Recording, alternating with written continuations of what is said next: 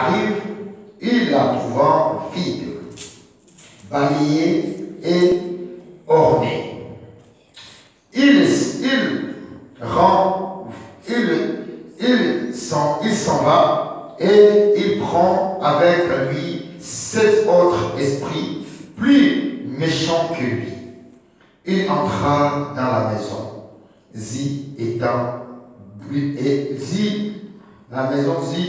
et les esprits mauvais sortant dans un lieu quelconque, ou lorsque les esprits mauvais sortant à un homme, lorsque les esprits mauvais sortant dans une maison.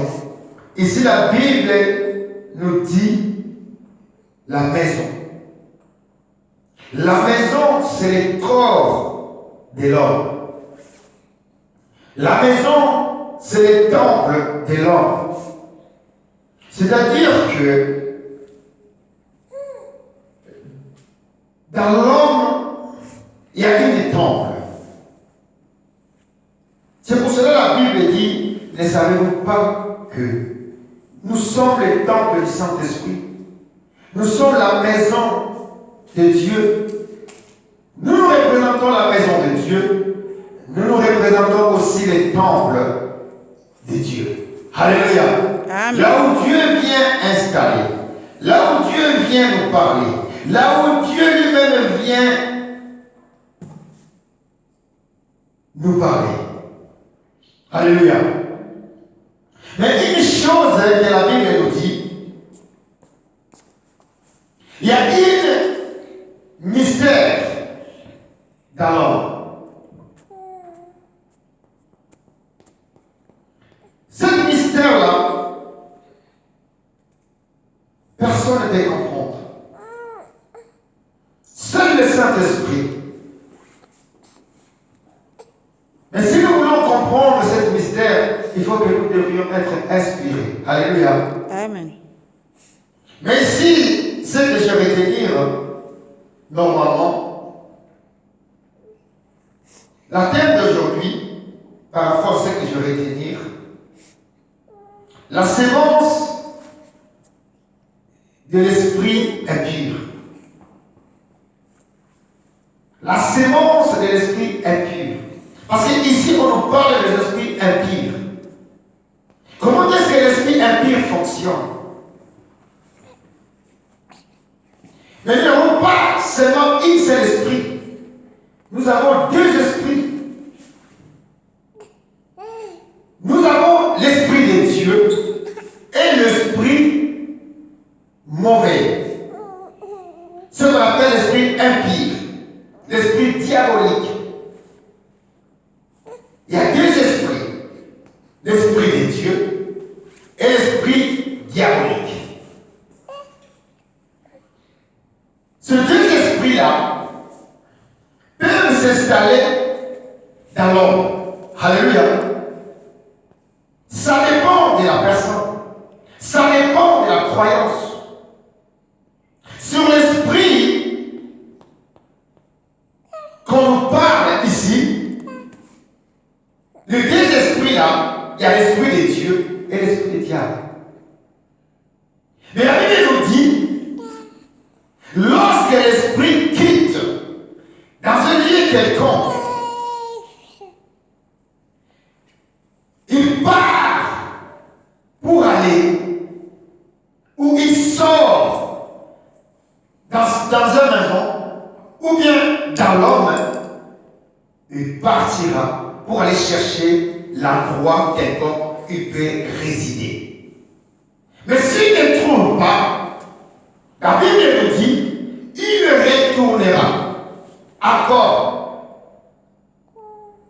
dans ce lieu-là qu'il était sorti. Mais s'il trouve, il y a une vide, il n'y a pas de garde-fou. Lorsque l'esprit est sorti, si vous n'avez pas si vous n'avez pas mis de garde-fou, c'est-à-dire qu'il est vide, et lorsque le diable retournera, c'est-à-dire que non, lorsqu'il trouvera cette maison, il n'y a pas le garde-fou, il rentrera. Lorsqu'il entre, la Bible nous dit, il arrangera cette place-là encore. Il la mettra plus propre encore. Pour aller chercher encore le sept démon, le sept esprit. Pour revenir encore se résider dans cet endroit. Quel est cet endroit qu'on nous parle? Quelle est la maison qu'on nous parle? C'est quoi cette vision de cette maison qu'on parle aujourd'hui? Que la Bible nous dit. La Bible nous parle le cœur de l'homme. C'est dans le cœur de l'homme se trouve cette maison. C'est dans le cœur de l'homme se trouve cet endroit. L'endroit magnifique. L'endroit qu'on appelle le temple. Le temple de l'homme.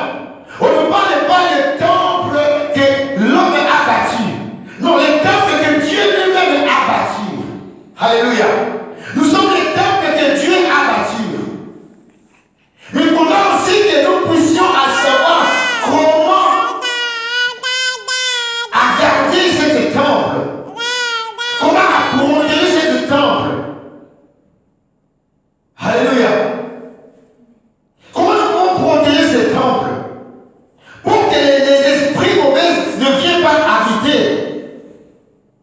Mais la Bible nous dit, lorsque les mauvais esprits quittent cette maison, il partira pour aller chercher l'endroit où il peut se réfugier ou dans les lieux des arides. Lorsqu'il ne trouve pas, la Bible nous dit, il allait chercher encore le Saint-Esprit pour revenir encore, résider là où il avait quitté. Et il soignera cette place-là. Et lui, il préparera encore pire. Et la Bible dit, et la personne ou cette maison-là, ça sera encore plus pire qu'avant. Alléluia. Amen. Qui est cette maison? Ou quelle est cette maison? Cette maison, c'est toi et moi.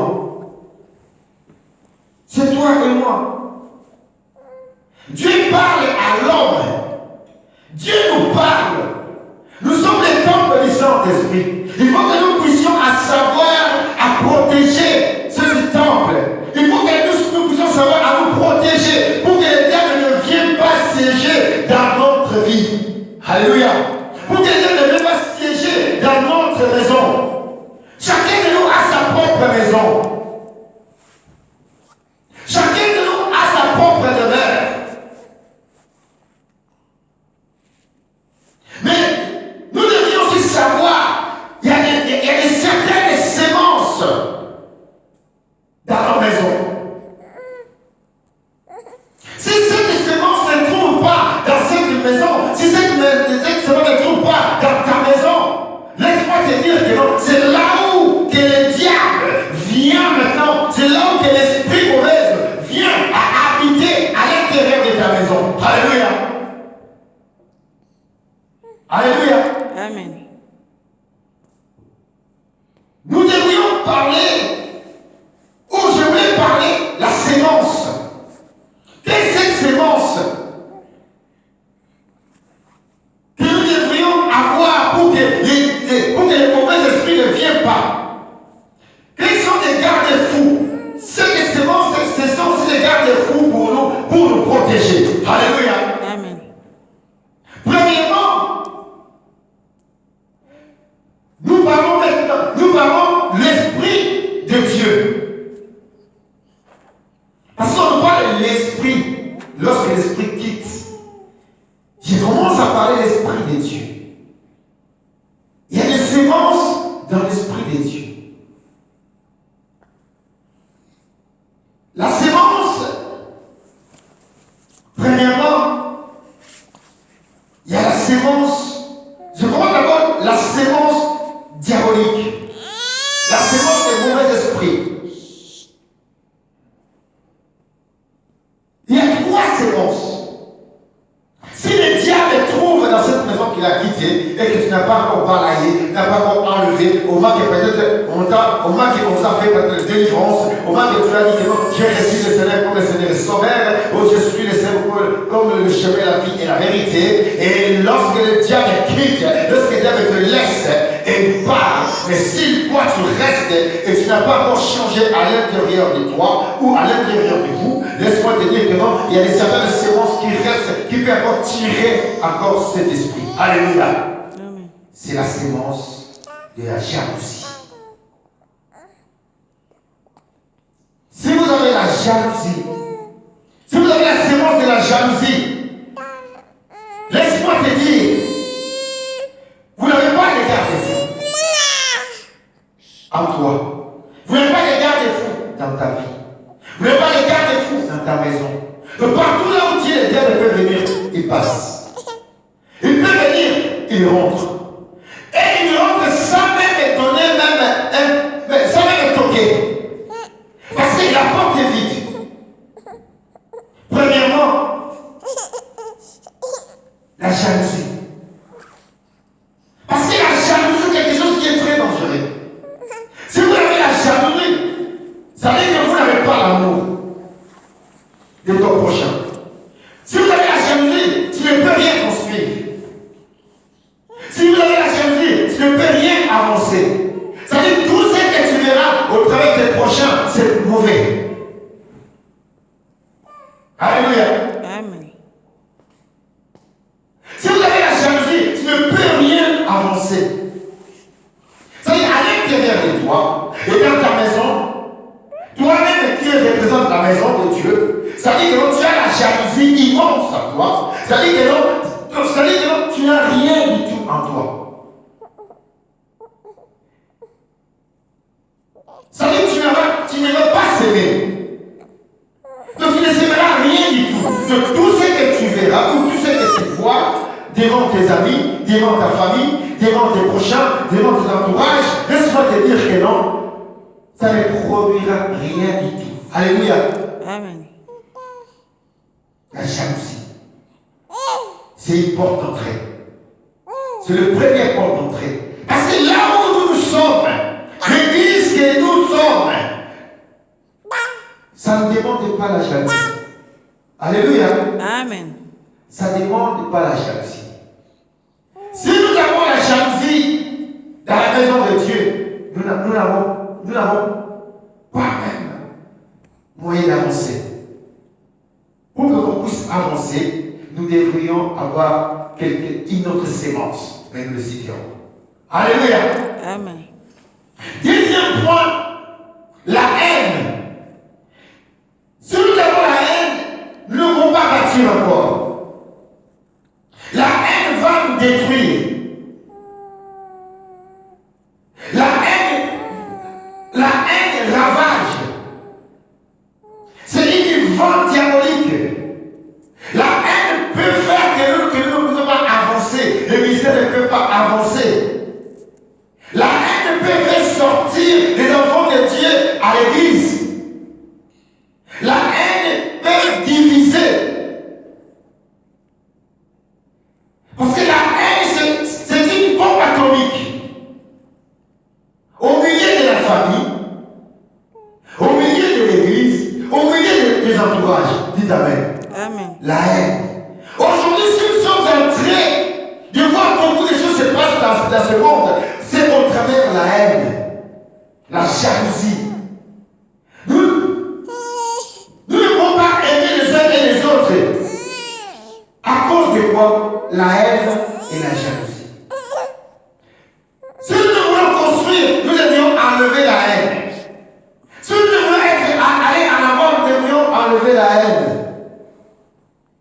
Si nous voulons mettre des garde-fous dans nos vies, dans nos maisons, dans nos églises, dans nos pensées, dans nos raisonnements, dans nos intelligences, nous devrions d'abord enlever la haine. Parce que Dieu n'habite pas au travers de la haine. Dieu ne marche pas avec quelqu'un qui a la haine. Dieu ne marche pas avec quelqu'un qui a la jalousie. Alléluia. Amen. Le troisième point, l'incrédulité.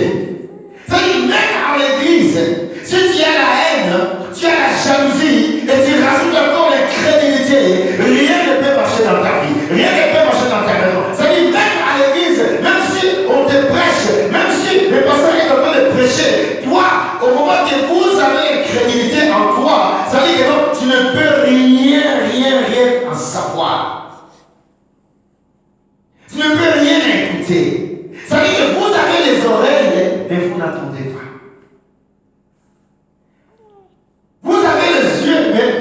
croyez pas. Parce que vous avez pour ces trois choses, la jalousie, la haine et l'incrédulité. Ce sont les trois choses-là qui détruisent l'homme, qui détruisent la vie de l'homme, qui détruisent l'humanité. Alléluia. Amen. L'incrédulité. Celui qui a l'incrédulité, c'est celui qui a des doutes. Ça vient des doutes.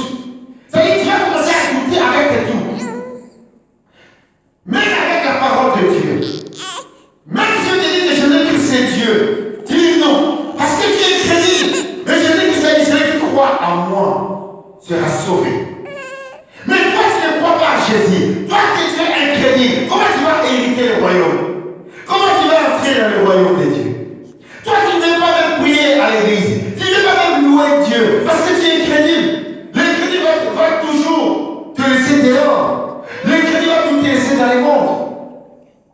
Beaucoup de gens traînent dans le monde parce que ils sont des incrédules. Comme les athées. Les athées, ce sont des incrédules. Parce qu'ils ne veulent pas croire. Ils ne veulent pas comprendre. Quelqu'un qui dit je ne veux pas prier, il est athée sans le savoir. Quelqu'un qui dit que moi je ne veux pas à l'église parce que nanana, il est athée sans le savoir. Les athées aussi prononcent le nom de Jésus, mais ils ne croyaient pas en Jésus. Alléluia. Amen. Aujourd'hui, le monde sera détruit à cause des athées.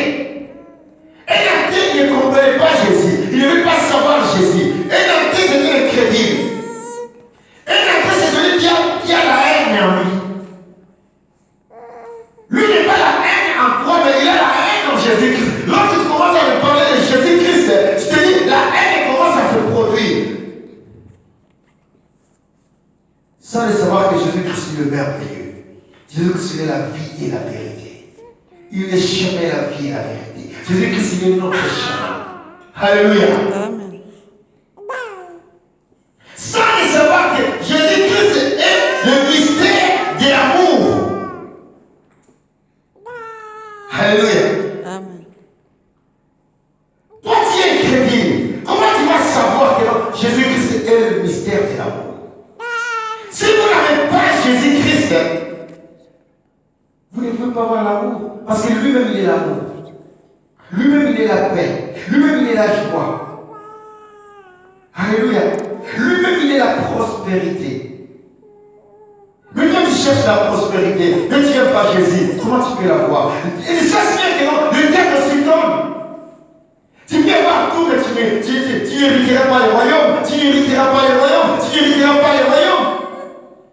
À quoi sert avoir tout dans cette terre-là, mais le royaume, tu manques.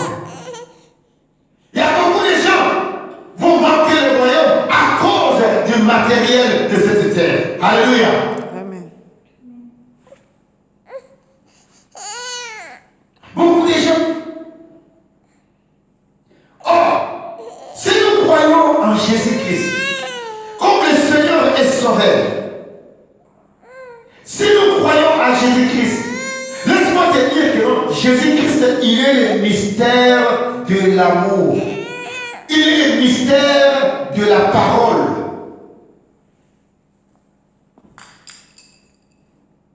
Jésus-Christ, il est le miroir du monde. Alléluia.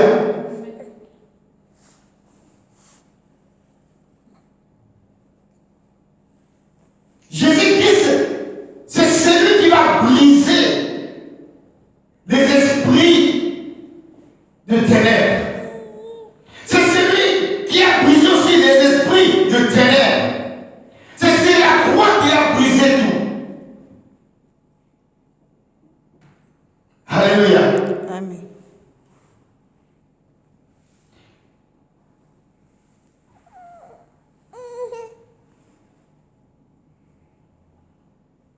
Jésus-Christ est le miracle de notre vie. Aujourd'hui, nous cherchons le miracle. Aujourd'hui, nous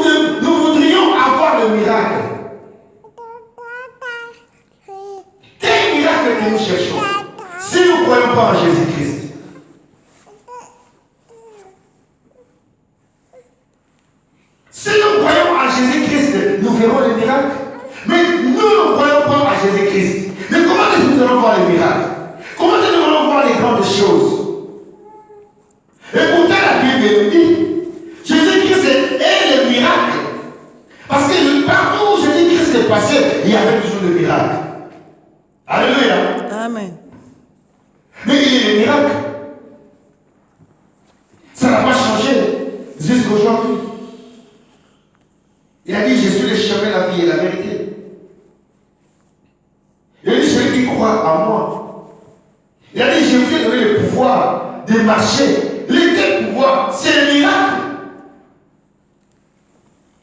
Quel miracle que tu cherches? Laisse-moi te dire, si vous n'avez pas Jésus, tu n'as pas le miracle.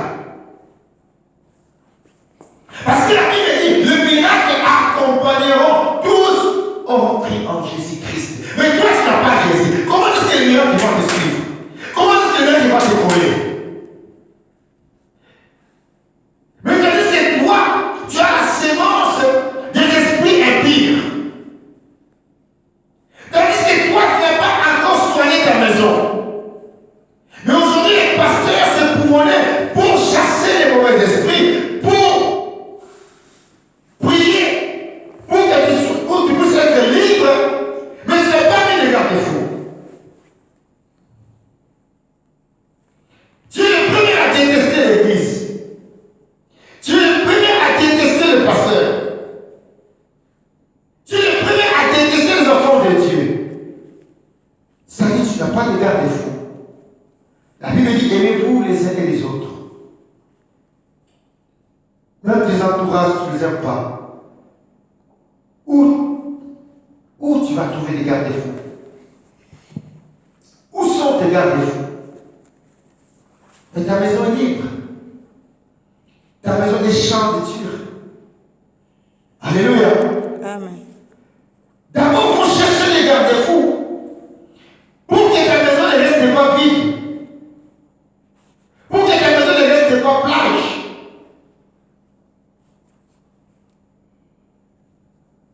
Alléluia.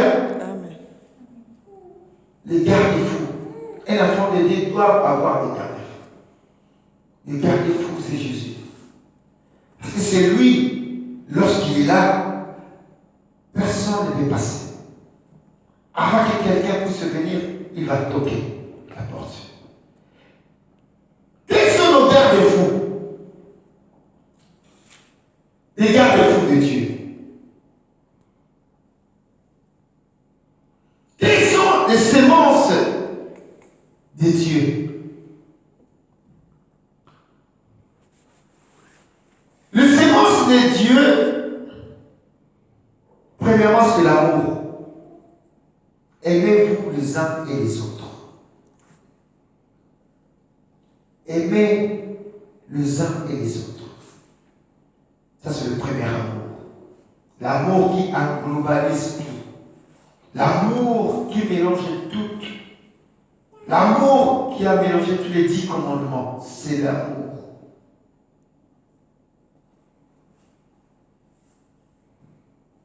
Deuxième, la tempérance. Si vous êtes tempéré, ou si vous avez la tempérance à toi, tu vas écouter tout le monde. Tu vas laisser ton oreille écouter tout le monde. Tu vas être doux comme l'agneau.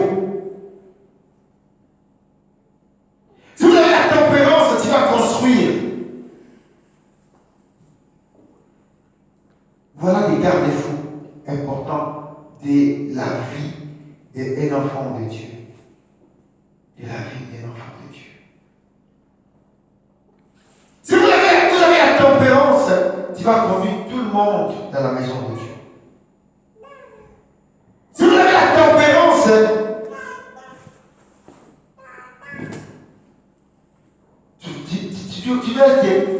tu vas être efficace. Personne ne va te faire tomber.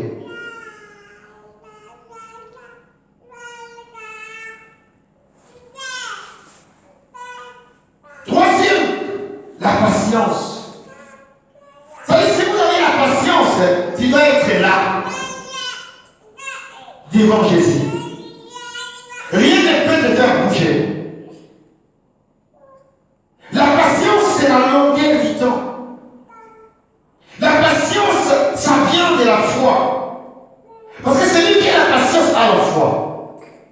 Parce que la foi va te faire que tu puisses attendre. La foi va te faire, oui, va te faire tirer. Comme les enfants d'Israël, ils ont assez tiré à cette montagne. Jusqu'à ce que Dieu les a dit, vous avez assez tiré ici. Je ne viens pas ramener ici pour rester là. Parce qu'ils avaient la foi. Ils attendaient la voix de Dieu. Alléluia. Amen. Qu'est-ce que nous attendons? Est-ce que nous avons l'amour, la tempérance, la patience? Celui qui n'a pas ces trois choses a rien du tout. Même si tu dis que moi je connais Jésus, moi j'aime Jésus. Non, tu n'as pas ces choses. Tu n'as pas cette sémence. Cette sémence-là, c'est ça qui nous fait marcher la tête haute. C'est ça qui représente notre Seigneur Jésus-Christ. C'est ça qui représente notre roi. C'est ça qui est notre force. C'est ça qui est nos piliers. C'est ça qui est nos garde-fous. Lorsque le diable quittera là où il était, il n'a trouvé rien du tout. Dès qu'il revient, il frappe la porte. D'abord, il revient, il pousse la poignée. Il trouve que la poignée est bien fermée. Cette porte-là est bien fermée. Il frappe, il voit que personne ne peut l'ouvrir. Il peut aller prendre le sac des démons. Il vient pour poigner cette porte-là, pour faire tomber cette porte-là. Il ne pourrait pas parce que cette porte-là, il est bien protégé. Alléluia. Mais si vous n'êtes pas protégé avec ces trois séquences-là, c'est-à-dire que ta maison est vide, ta maison est ouverte.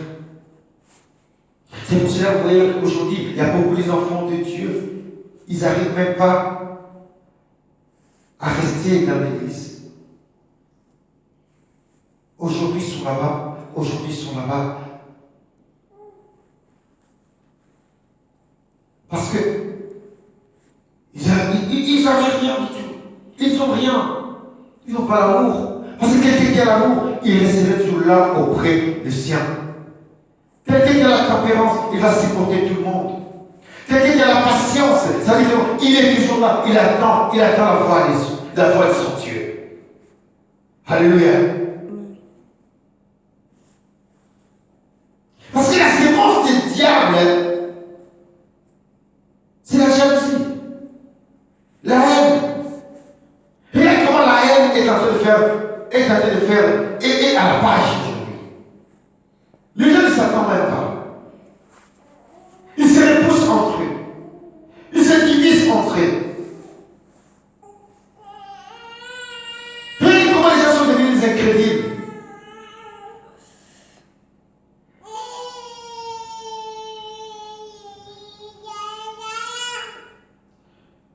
On dit que nous avons des esprits qui marchent à nous. Nous avons des esprits qui marchent dans nos vies. L'esprit de Dieu et l'esprit du diable. Ce sont les esprits à qui nous parlent. Ce sont des esprits à qui nous conduisent. Attention, les mauvais esprits qui conduisent dans les mauvais chemins. Si vous manquez l'amour, si vous manquez la tempérance, si vous manquez la patience, c'est au travers de la patience que vous appelez la foi. Si vous avez la patience et vous avez l'amour, la foi vient à ce qu'on attend. La foi vient à ce qu'on attend. Mais si vous êtes incrédule, comment tu vas attendre? Alléluia. Si tu es incrédule, comment tu vas écouter? Parce qu'un incrédule, il n'arrive même pas à écouter, il n'arrive même pas à attendre, il n'arrive même pas à comprendre. Mais la Bible dit la foi vient à ce qu'on attend. Si nous sommes là, c'est pour attendre la voix de Dieu, la voix d'Élohim. figure de Nazareth. La voix qui crie dans le désert. Comme Jean-Baptiste. Il a crié. Il était la voix que Dieu lui a dit, que Dieu lui a donnée. Dieu lui a envoyé. Allez crier dans le désert. Même si nous sommes dans le désert, Dieu nous écoute. Même si nous sommes seuls, les membres de la même famille, Dieu aime comme ça. Dieu nous écoute. C'est ça notre église. L'église, c'est la famille d'abord. La Bible, sauve-toi et frère, toi et ta famille. Si moi je suis sauvé, je chercherai maintenant à sauver ma famille. Alléluia. Amen. Là, je rentre maintenant à la porte de la famille. Comment peut-on sauver la famille? Parce que la Bible nous dit, sauve-toi, tu seras toi et ta famille. Alors attention, à la fois les autres peuvent me dire, les gens peuvent me dire, ah voilà. La Bible dit, sauve-toi, tu seras toi et ta famille. Mais dans quelle manière tu vas sauver ta famille? Mais si la famille n'a pas tous ces sémences-là, comment tu vas les sauver? Parce que le royaume des cieux est individuel. C'est l'individualité maintenant. Mais si tu ne cherches pas la face de Dieu, tu ne cherches pas la face de Jésus, comment tu vas être sauvé? Parce que c'est lui qui est le chemin, la vie et la vérité.